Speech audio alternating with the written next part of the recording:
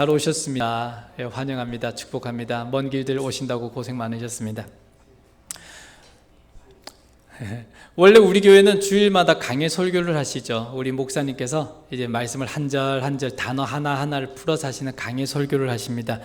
저는 오늘 고민을 좀 하다가 오늘은 주제 설교를 합니다.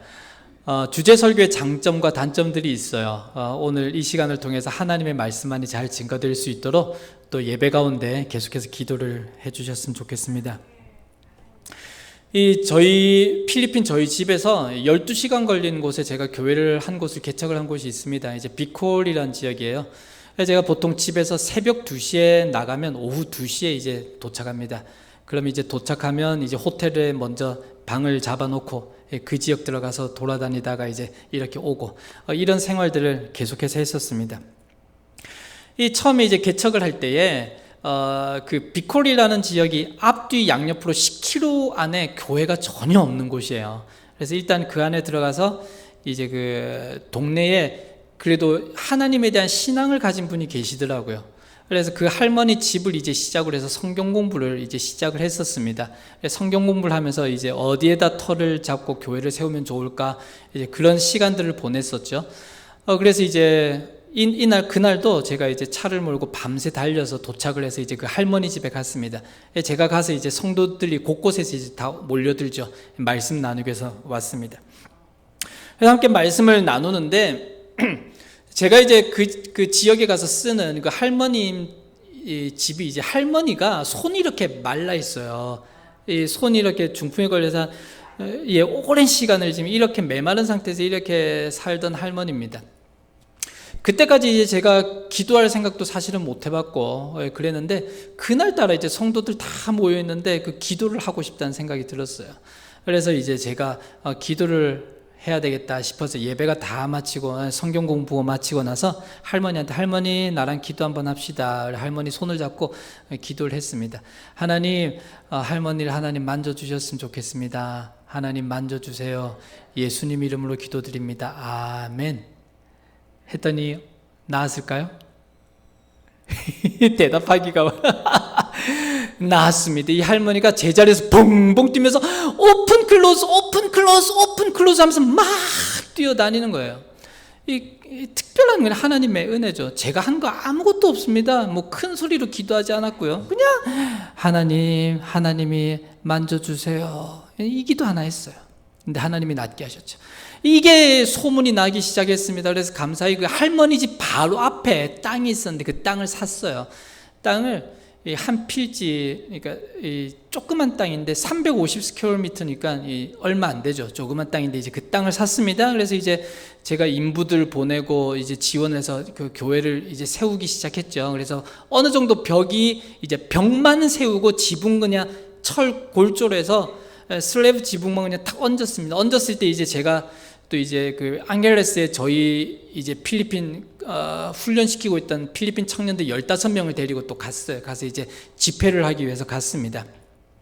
가서 이제 3일 동안 밤새 집회를 하고 이제 주일날 아침에 이제 마지막 예배 드리고 저는 이제 그쪽에 한 분을 맡겨놓고 떠나야 되는 상황에서 떠나기 전에 이제 마지막 예배를 인도하는데 이 예배 직전에 이제 연세가 많으신 할아버지 할머니가 오셨어요. 그러더니 이제 예배당 제일 앞에 둘이 앉으셨습니다.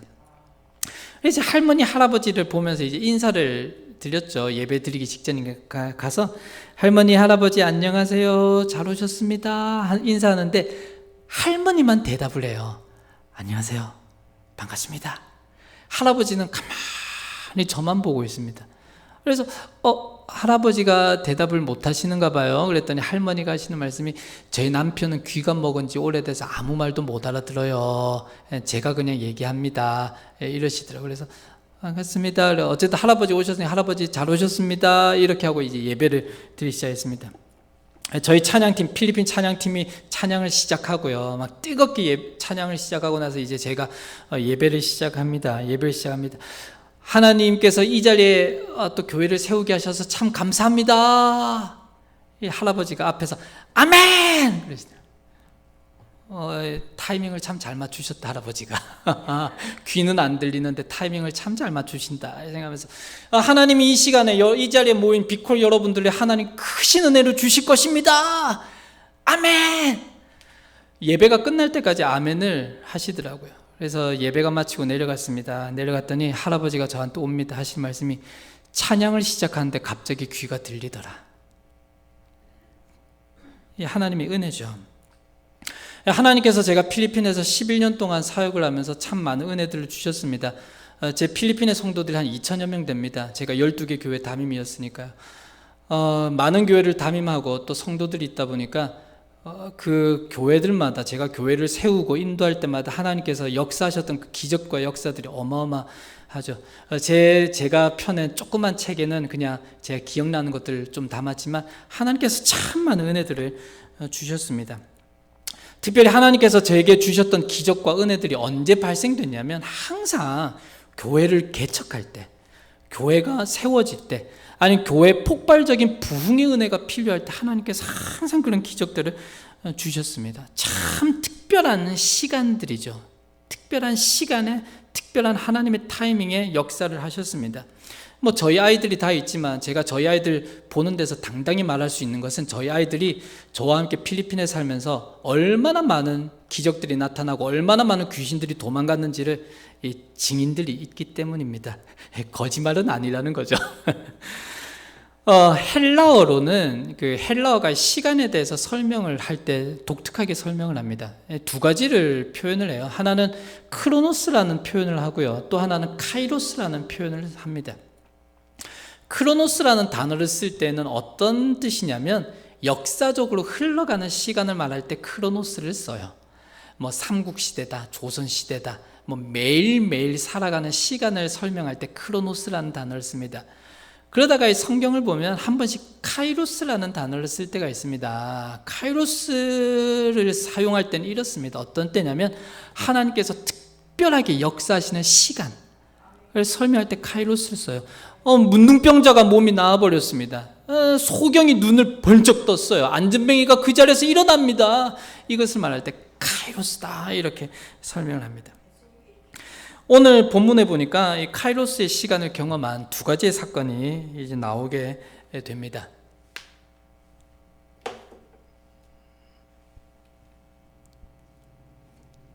제가 이걸 잘 사용을 할 줄 몰라가지고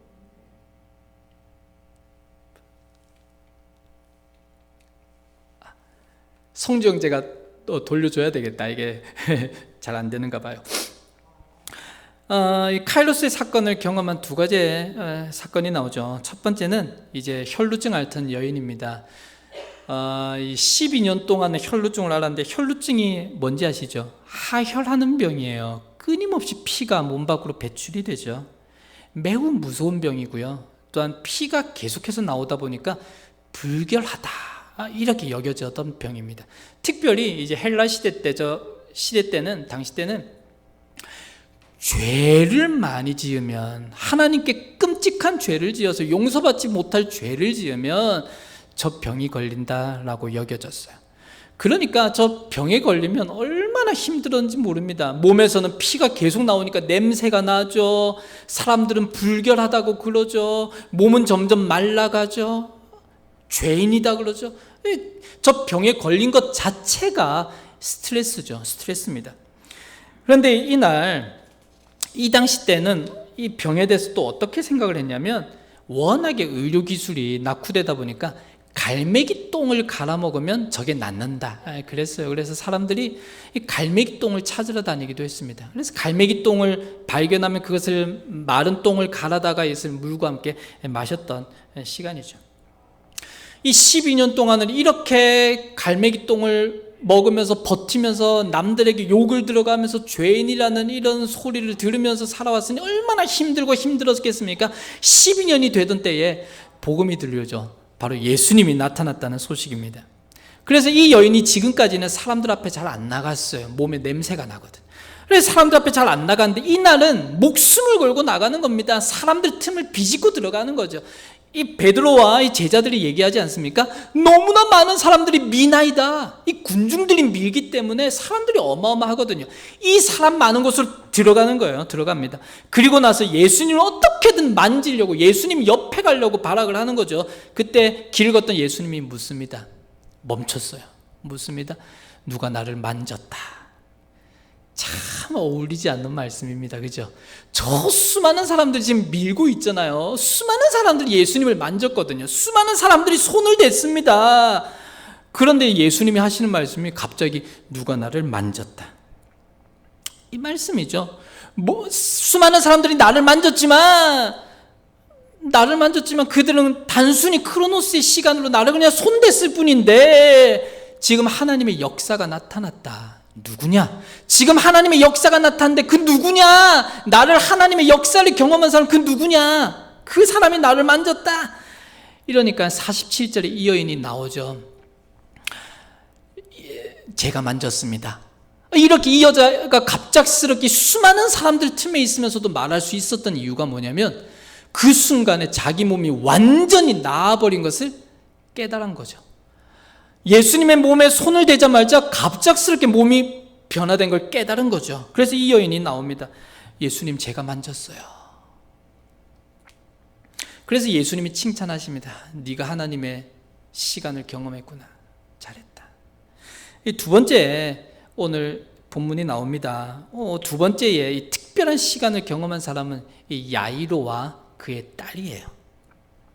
사실 예수님께서는 혈루증 앓던 여인을 만나는 것이 목적이 아니셨죠. 지금 예수님은 걸어가십니다. 누구를 향해서요? 야이로를 향해, 야이로의 집을 향해서 지금 걸어가고 계세요. 왜냐하면 야이로의 딸이 병에 들렀어요. 그래서 죽어갑니다. 이 야이로는 이 예수님을 모시고 가는 발걸음이 굉장히 지금 마음이 급해요. 예수님 빨리 모시고 가야지, 빨리 가야지 하는데 그날이 장날이라고요. 사람들이 몰려옵니다. 사람들도 몰려오는데 중간에 혈루증 앓던 여인까지 나타나서 이 시간이 지체됩니다. 이 야이로의 가슴이 얼마나 답답했을까요? 빨리 갑시다. 예수님 갑시다. 이러는 가운데에 49절에 보니까 회당장의 집에서 사람이 뛰어오죠. 뛰어와서 울면서 말합니다. 이제 끝났습니다. 포기합시다. 아이가 죽었어요. 애가 죽었어요. 인생 최대의 절망을 경험하는 순간이죠. 지금 예수님 가고 있는데 그 중간에 죽어버렸어요. 그러니까 크로노스라는 인간의 시간 속에 완전히 이제 빠져버리게 된 거죠. 그때 예수님께서 하시는 말씀이 이 말씀입니다. 두려워 말아라. 믿기만 해라. 인간의 상식과 인간이 정해져 있는 그 수준을 뛰어넘어야 돼. 나와 함께 있잖아. 두려워 마. 그리고 54절에 보니까 예수님께서 옆에 사람들이 만류하고 옆에 사람들이 비웃는 가운데서 이제 이 딸의 손을 잡고 말씀하시죠. 일어나라. 이 아이가 일어납니다. 그 순간 야이로와 딸은 하나님의 특별한 시간을 경험하게 됩니다. 하나님께서 이 땅을 살아가는 우리 성도들에게 주기를 원하시는 것이 있어요. 이 땅을 살아가는 성도들에게 하나님이 주기 원하시는 것이 있습니다. 그것이 바로 하나님과 함께하는, 하나님을 누리고 살아가는, 하나님을 경험하는 특별한 시간입니다. 주님께서는 우리들에게 끊임없이 성경을 통해서 말씀해 주십니다. 가르쳐 주십니다. 은혜의 시간, 그 능력의 시간을 누리면서 살아가는 것이 성도야. 이 자리에 있는 우리 모두가 이런 능력의 시간, 이런 권능의 시간, 이런 하나님과 함께하는 이런 시간을 삶 가운데서 많이 누리게 되기를 진심으로 축복합니다. 아멘이신가요? 아멘. 그렇다면 어떻게 해야 이런 위대한 하나님의 시간들을 누리고 경험하며 살아갈 수 있을지 성경을 보니까 몇 가지가 나옵니다. 성경을 보니까 하나님께서 말씀하시길 하나님의 특별한 시간, 하나님을 누리기를 원한다면 갈급함을 가져라 말씀을 하십니다. 이 마태복음 5장 6절 이렇게 기록해요. 의를 위해 굶주리고 목마른 사람들은 행복하다. 이 그 원어대로 번역하면 이렇습니다. 행복한 자들이여 그들은 의를 위해 굶주려 하는구나. 그들은 목말라 하는구나. 행복한 자들이여, 그들은 원하는 것을 얻을 것이다.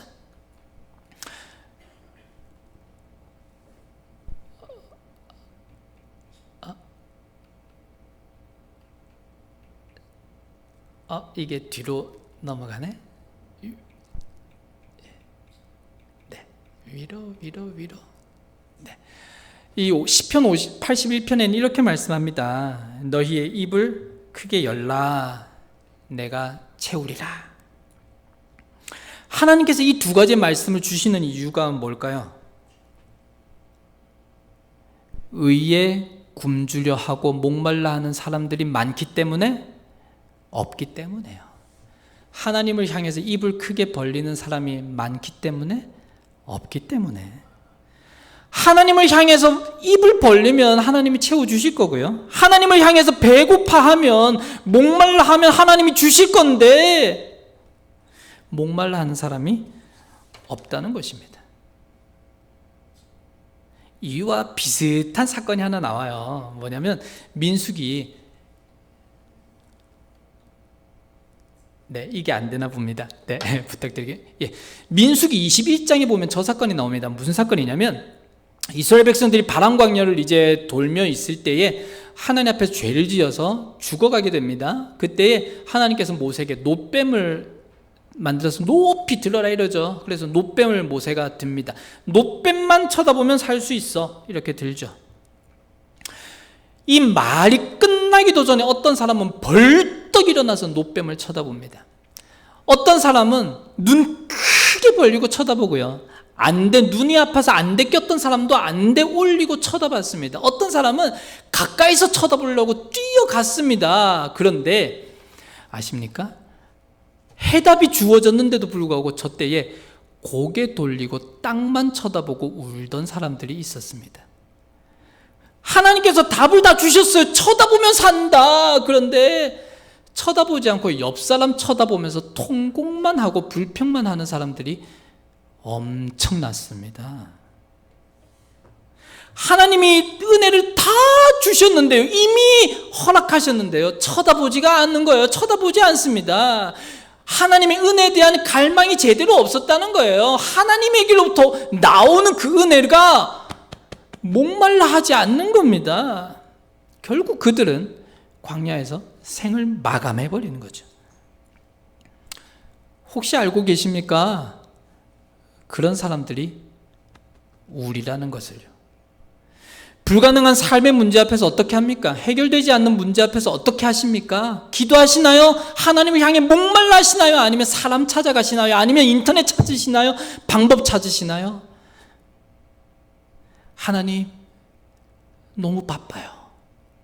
하나님, 내 우선순위는 따로 있어요. 하나님이 아닌 것들을 붙들고 있다는 말은요, 이 세상의 문제들을 해결하고 싶은 마음이 없다는 것이죠. 예수님이 우리에게 지금도 말씀하십니다. 병 낫길 원하냐? 인생의 문제가 해결되기 원해? 저 어려움을 돌파하기를 원해? 목말라 해야지. 우리가 하나님의 은혜를 누리기를 원한다면, 우리가 하나님과 동행하기를 원한다면 갈급함을 가지십시오. 목말라 하십시오.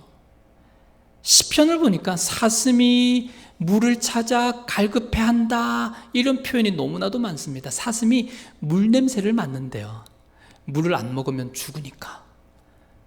그래서 간절하게 물을 찾아 뛰어다닌답니다. 그 갈급함이 있어야 된다는 것이죠. 그 다음 페이지 한번 넘겨주실래요? 여러분들은 무엇을 향해 목마르고 계십니까? 사실은 이 정말 인간적인 문제죠. 높은 배기량의 자동차와 큰 집, 높은 직책, 더 좋은 대우들, 우리들의 자녀들, 참 우리가 바라는 게 많습니다. 이런 것들이 나쁜 것은 아니에요. 좋아요. 저는 정말 진심으로 이 가운데 계신 우리 성도님들 정말 이 땅에서 잘 되는 복을 받았으면 좋겠고요, 우리들의 자녀들이 정말 잘 됐으면 좋겠습니다. 하지만 우리 문제는 뭐냐면 여기에서 그친다는 거죠. 그렇게도 인생의 문제에 대해서는, 그렇게도 우리의 삶의 문제에 대해서는, 그렇게도 우리 자녀에 대해서는 고뇌를 하면서 갈망하면서 하는데 반해서 하나님을 향한 영적인 갈망을 느끼지 못한다는 겁니다. 하나님의 말씀이 깨달아지지 않아요. 그런데 괜찮아요. 하나님의 꿈을 이루어드리기 위한 열정이 내게 없는데, 지금 내가 내 삶에 바빠서, 내 삶이 너무 바빠서 우리 가정 챙기느라 하나님의 꿈을 해결해 드리고자 하는 마음이 내게 없는데 괜찮아요. 마음이 괜찮아요. 하나님과 교회, 우리 사랑하는 성도들이 힘들어하는 게 눈에 보이는데 내가 뭔가를 할 수 있을 것 같은데 아무것도 안 해요. 봉사하지 않아요. 섬기지 않아요. 그런데 마음이 괜찮아요. 죄송하지만 하나님이 없는 사람들의 삶의 모습입니다. 세상의 것들에 목마름 가지면 하나님의 것들로 채워지지 않아요. 요즘 보니까 제 아내는 이제 한국에서 어떤 교회에서 하는 90일 성경 통독 하는데 이제 들어갔더라고요. 돈 내고 들어갔습니다. 그래서 이제 그 하루 종일 성경을 90일 만에 통독을 해야 되니까 듣고 거기서 강의가 나와요. 그래서 강의 영상을 보면서 강의 공부하고 이걸 하더라고요. 참 좋은 시간인 것 같습니다.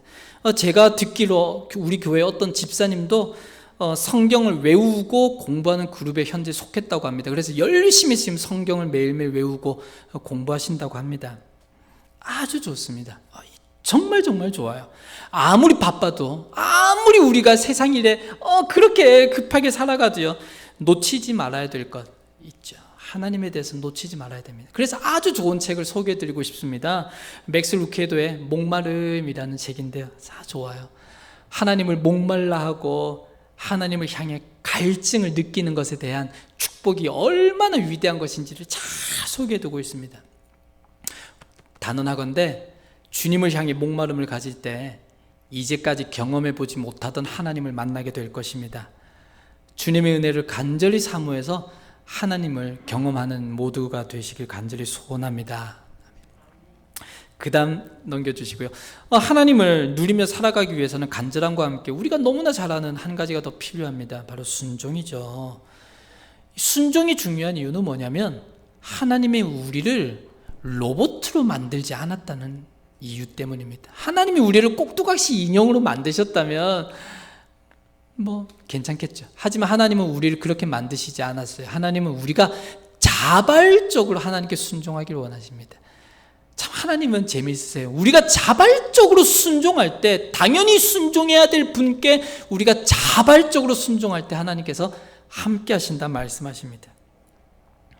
그 다음 페이지, 요한복음 2장에 보니까 우리가 잘 아는 내용 나오죠. 가나안 혼인잔치에 예수님께서 저기를 서빙하는 이제 종들에게 포도주를 이제 나눠줘야 될 때 물을 부어가지고 물을 나눠줘라 그러지 않습니까? 저 당시에 저기서 일하던 사람들은 우리라고 생각해 봅시다. 아니 기적이란 것을 본 적이 없어요. 아니 뭐 기적이 있다 하더라도 예수라는 존재를 만나본 적도 없습니다. 가나안 혼인잔치는 예수님의 첫 기적이에요. 예수님을 만나본 적도 없는데 웬 남자가 나타나더니 물을 갖다 먹여라 하겠습니까? 주인한테 맞죠? 저걸 어떻게 합니까? 그런데 주인들이 이왕 맞을 거 한번 순종하고 맞아보자. 순종하고 물 떠다 나르죠. 물이 변하지 않습니까? 예수님은 본인의 첫 기적을 순종과 함께 이루어내시죠. 사람의 순종을, 자발적인 순종을 들으셨습니다. 그 다음 페이지요. 모세가 특별하지도 않은 지팡이를 높이 들 때에 물이 갈라지는 거 아니겠습니까? 요단강 물가에 가서요, 바보처럼 7번이나 풍덩풍덩 빠질 때에 치료를 받는 것이죠. 겁도 없이 물에서 물 위를 뛰어내릴 때요, 부족한 오병이요, 그가 가지고 올 때, 엉금엉금 실로암 물가까지 더듬으면서 실로암 물가까지 찾아갈 때 눈이 떠지는 역사가 일어나죠. 성경 어디를 찾아봐도 순종 없이 하나님의 능력을 볼 수 없습니다. 몸이 약하다고요? 배운 것이 많지 않다고요? 나이가 어리다고요? 나이가 많다고요? 집에 할 일이 산더미처럼 쌓였다고요? 손해볼까봐 두렵다고요? 그래서 순종 못하신다고요? 하나님의 역사를 경험했던 사람, 살인자에다가 도망자에다가 노인이었죠. 언제 죽을지 모르는 나병 환자였고요. 폭풍을 치는 바닷가에서 아무것도 할 수 없었던 어부에 불과합니다. 도시락 달랑 하나 들고 있는 어린아이였고요. 앞이 안 보이는 소경이었습니다. 하지만 이들은 하나님의 역사를 눈앞에서 체험하게 되죠. 그들의 능력, 그들의 연륜, 그들의 삶의 경험, 그들이 가진 것 때문이 아니라 단지 순종했기 때문이죠. 순종했기 때문에. 내 삶에 하나님의 역사가 없어요. 내 삶에 하나님의 능력이 없는 것 같아요. 아무리 기도해도 하나님이 내게 없어요. 그 사람들의 특징이 뭔지 아십니까? 순종이 없다는 것입니다. 자발적인 순종. 그렇다면 누가 순종할 수 있을까요? 그 다음 페이지 한번 부탁합니다. 하나님이 어떤 분이신지, 나와 어떤 관계가 있는지, 내게 무엇을 주실 수 있는 분인지 아는 자들이 할 수 있는 것이 순종입니다. 우리가 아침마다 이제 박 목사님과 함께 빌립보서를 나누고 있습니다. 빌립보서를 기록한 바울은 삶이 힘들었습니다. 고됐고요. 지병도 있었고 삶이 그냥 항상 고난이었습니다. 하지만 그럼에도 순종할 수 있었던 이유는 뭐냐면 하나님이 누군지 알았기 때문이죠. 참 바쁘게 살아가는 것 같습니다. 저도요, 참 뭘 하는지 모르게 바빠요. 하루가 어떻게 이렇게 바쁜지 모르겠습니다. 지난주가 지나간 지 몇 시간 전인 것 같은데 벌써 일주일이 후딱 지나갔고요. 이렇습니다. 참 바쁜 것 같아요. 하지만 이번 한 주 그렇게 바쁜 시간임에도 불구하고 우리 하나님 앞에 자발적으로 순종 한번 해봅시다. 순종의 바다에 나를 집어 던지는 거예요. 하나님의 충만하신 은혜를 경험하게 될 것입니다. 그 다음 페이지요. 세 번째로 하나님을 누리는 삶을 위해서 잊지 말아야 될 아주 중요한 것이 있습니다. 그것은 뭐냐면 바로 지금이라는 것입니다. 내일이 아니에요. 지금. 우리는 항상 얘기를 합니다. 지금은 바빠요. 지금은 해야 될 일이 많아요. 내 노후를 위해서 준비해야 되고 우리 아이들 이것저것 해야 돼서 목구멍이 포도청이라 바빠요. 맞는 말입니다. 론도 있고요. 공부도 해야 되고 일도 해야 되고 불경기는 계속되고 환율도 좋지 않고 게다가 코로나까지. 그래서 우리는 항상 말하죠. 하나님 조금 더 있다가 할게요. 조금 더 있다가 할게요. 하지만 분명한 사실은 뭐냐면 우리가 만족할 만한 그날은 결코 오지 않습니다. 하나님께서 실력 가져가시면 성경 보고 싶어도 못 보세요. 하나님께서 건강 가져가시면 더 이상 기도의 자리, 예배 자리 나올 수 없습니다. 기억해야 됩니다. 하나님의 은혜를 누려야 할 때는 지금입니다. 지금. 지금을 놓치지 마십시오. 지금 하나님을 붙드셔야 되고요. 지금 하나님을 바라보셔야 됩니다. 내 머릿속에 가득 찬 다른 것들 때문에 이때를 놓치면 안 돼요. 특별히 이 예배 자리는 정말 놓치지 않으셨으면 좋겠습니다. 예배 시간에 하나님이 임재하시고요. 하나님이 예배 받는 것을 좋아하시기 때문이죠. 또한 이 주일 예배는 정말 중요하지만 또 매일매일의 삶의 예배도 중요합니다. 하나님께서는 우리의 모든 삶이 예배가 되기를 원하십니다. 직장에서의 삶도 예배자의 삶이길 원하시고요. 학교에서도 가정에서도 예배자의 삶을 살아가기를 원하십니다. 여러분의 남편과 아내가, 여러분의 부모님이, 여러분의 자녀들이 하나님을 경험하기를 원하신다. 그러면 강제적으로라도 예배드리게 하셔야 됩니다. 억지로라도 하셔야 됩니다. 왜? 우리에게는 내일이 없기 때문이에요. 예배자의 삶을 통해서 지금 이 순간, 지금 이때에 하나님의 은혜를 마음껏 누리는 여러분들이 되었으면 좋겠습니다. 그 다음 페이지 한번 넘겨주실래요? 마지막으로 하나님의 특별한 시간을 누리기 위해서 제가 하나를, 너무나 많은 것들이 있겠지만 하나를 제안 드리고 싶은 게 있어요. 바로 이제 엎드리는 것입니다. 이 사무엘상 19장에 보면 참 재밌는 이야기가 나옵니다. 우리 예전에 이제 박 목사님 사무엘상을 강의하시면서 언급하셨는데요.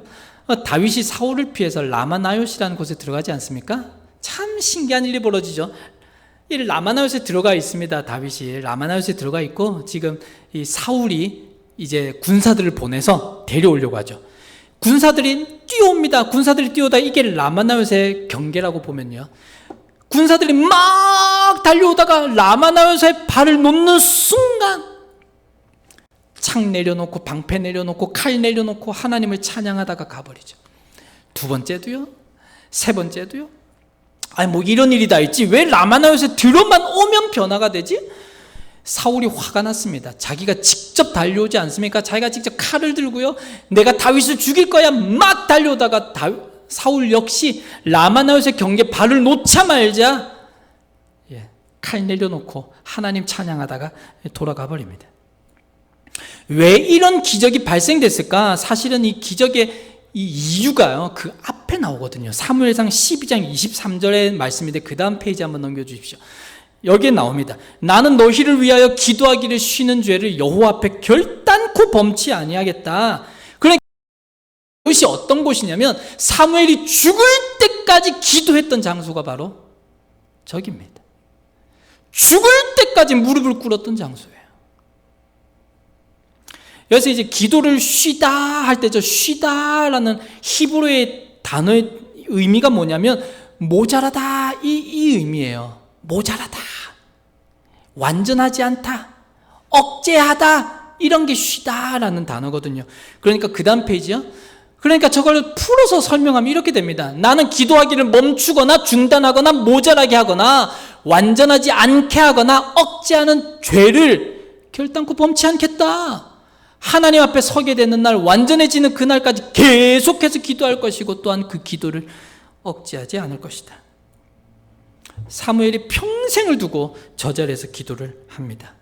기도를 쉬지 않던 사무엘이었기 때문에 저 자리에서 하나님의 은혜는 계속적으로 발생되고요, 선지자들이 끊임없이 나오게 되고요, 다윗도 그 은혜를 누리게 된 거죠. 어르신들이 많이 계신데, 어르신들 자녀와 교회를 위해서 엎드리셔야 됩니다. 젊은 성도 여러분들, 기도하셔야 이 땅 살아갈 수 있습니다. 지금은 몰라도요, 어느 때에 다윗처럼 구원받게 될 날이 나타나게 될 것입니다. 기도를 끊임없이 뿌리고요, 기도를 심으십시오. 그리고 기도를 누리십시오. 그래서 지금 이 시간 이후로 기도로 인해서 하나님을 경험하는 모두가 되기를 축복합니다. 그 다음 페이지요. 말씀을 이제 좀 마무리하려고 합니다. 기독교는 사념의 종교가 아니죠. 기독교는 철학하는 종교가 아닙니다. 기독교는 살아계신 하나님을 경험하고 하나님을 누리는 게 크리스찬의 삶이에요. 그런데 코로나 때문인지 모르겠습니다. 아니면 제가 10여 년 만에 이 한국인들이 살아가는 공동체 속에서 살아가서 그렇게 느낀지 모르겠는데, 왜 그렇게 갈급해하지 않으신가요? 왜 그렇게 하나님을 열망하지 않으신가요? 우리 필리핀만 해도 하루에 한 끼 간신히 먹습니다. 그렇기 때문에 아프면 약국에 가지 못하기 때문에 죽으라고 기도합니다. 기도하면 나아요. 제가 필리핀에서 선교사로 있으면서 손대면 병들었던 자가 죽어가다가 벌떡벌떡 일어납니다. 왜? 하나님을 갈급해 하거든요. 제가 능력이 있어서? 아니요. 우리 성도들이 돈이 없어서 병원 못 가기 때문에 간절히 기도하니까 어쨌든 하나님이 살려주시는 겁니다. 그런데 왜 한인들은 이렇게 누리고 살고 이렇게 열정적으로 간절하게 울며 하나님 붙들고 살지 않죠? 답답하지 않으신가요? 코로나로 지금 얼마 동안입니까? 1년 반! 2년이 다 돼가는데 이렇게 계시나요? 마귀가 우리에게 속삭입니다. 하나님의 그 특별한 기적은 성경에만 있는 거야. 이 세상에는 없어. 마귀가 주는 속삭임이죠. 하나님께서는 끊임없이 우리와 함께 하십니다. 끊임없이 우리를 지켜주시죠. 그렇다면 말씀을 마무리하면서 한 가지 오해를 풀고 넘어가고자 합니다. 하나님을 누린다는 삶이, 하나님을 누리는 삶이 그렇다면 만사형통이라는 말인가요? 아닙니다. 기도 많이 하면 만사형통하다? 아니에요. 그것과는 완전히 다릅니다. 고난 가운데서도 하나님의 지팡이를 힘입어서 일어날 수 있는 힘이 나타나는 것이고요. 덮쳐오는 파도를 피하고 도망가는 것이 아니라 뛰어들 힘을 주시는 것이고요. 죄의 유혹을 피할 뿐만이 아니라 죄와 싸우는, 요단강에 몇 번이라도 바보 같아 보일지라도 몇 번이고 뛰어드는, 그것이 바로 하나님을 누리는 삶에서 나타나는 능력들이에요. 그게 바로 하나님을 누리는 삶에서 나타나는 복들입니다. 도전하고 싶은 것이 있습니다. 여러분, 주님께서는 은혜의 시간, 하나님을 누리는 그 능력의 시간들을 누리지 못하고 살아가는 다수가 되지 말고 하나님의 역사를 누리며 살아가는, 그래서 기적이 상식과 같은 인생을 살아가는 소수가 되라 말씀을 하세요. 하나님의 은혜에 목말라 하시고 또 하나님의 말씀 앞에 순종하시고요, 희생도 하시고요, 주의 성전을 세워나가시고요, 또 그런 심령으로 지금 이 순간을 놓치지 마시고 예배 자리에 목숨 걸고 지키시고요, 기도에 무릎을 쉬지 않으셔서 하나님의 카이로스에 하나님을 누리는 그 은혜의 삶을 누리게 되었으면 좋겠습니다. 그래서 오늘 말씀의 주인공인 12회를 혈루증 앓던 그 여인과 같이, 또 야이로처럼 그의 딸처럼 하나님을 마음껏 누리는 은혜가 저와 여러분들의 삶에 넘쳐나기를 주님의 이름으로 축복합니다. 다 함께 일어나시겠습니까?